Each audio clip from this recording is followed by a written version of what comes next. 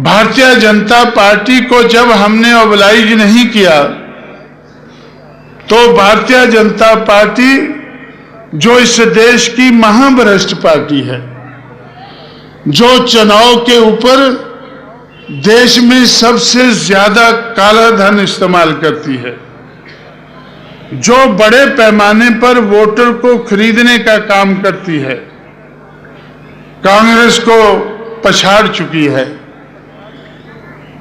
मैं अपने साथियों को बार बार बताता हूं कि इस देश में वोटों वालों की सरकारें नहीं बनती है, नोटों वालों की सरकारें बनती है।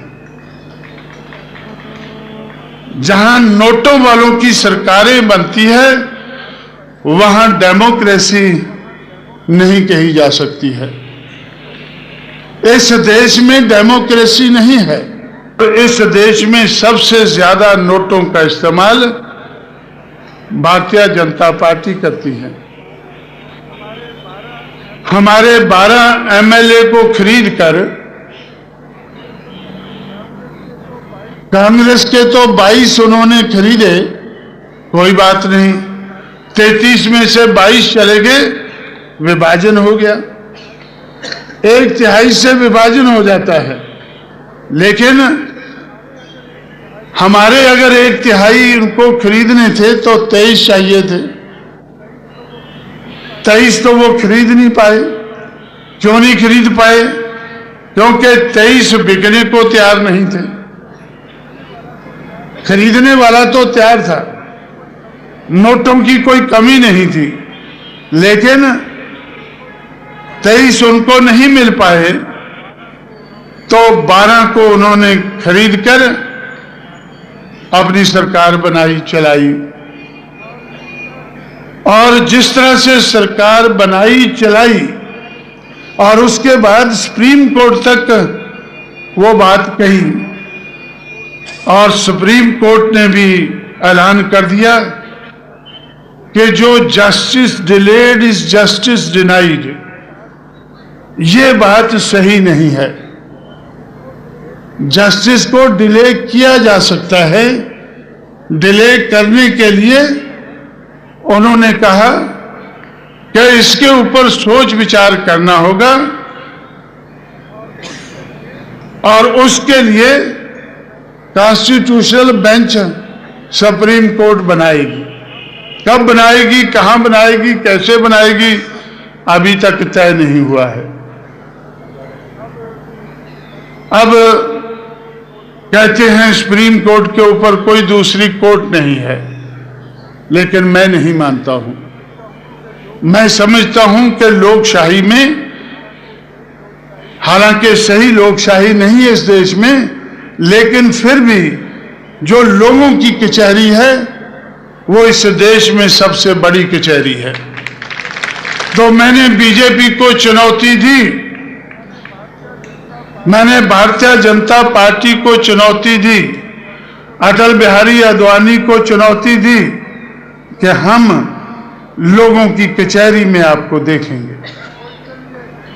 तो इसलिए मध्य प्रदेश में सरकार बनाने के लिए मैंने 320 सीटें तैयार कर रहा था। मुझे लगा कि बहुजन की सरकार तो नहीं बनती है, बहुजन की सरकार तो नहीं बनती है, लेकिन बीजेपी को सबक सिखाने के लिए जो बीजेपी की बनती नजर आ रही है वो भी नहीं बनने देनी है। लेकिन बीजेपी वाले बड़े मजे में जा रहे थे कि हम तो फरवरी के महीने में 223 एमएलए की सीटें जीते हुए हैं। 161 से सरकार बनती है, हम तो 223 जीते हुए हैं, हमारी सरकार को कौन रोकेगा? मैंने अटल बिहारी आडवाणी दोनों से कहा कि कांशीराम रोकेगा। और हम लोगों ने 170 सीटों पर चुनाव न लड़के बीजेपी को रोका।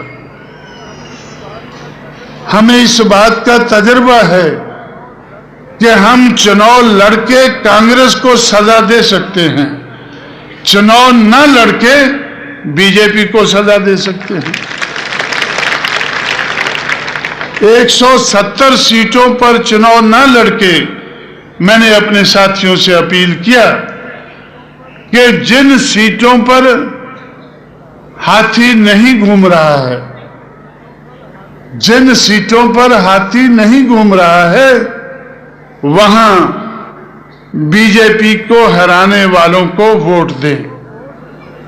जो वोट मैंने मेहनत करके मध्य प्रदेश में, राजस्थान में, दिल्ली में तैयार किया है, वो वोट बीजेपी को सजा देने के लिए सुप्रीम कोर्ट से ऊपर वाली कचहरी में सजा देने के लिए वो वोट का इस्तेमाल करे।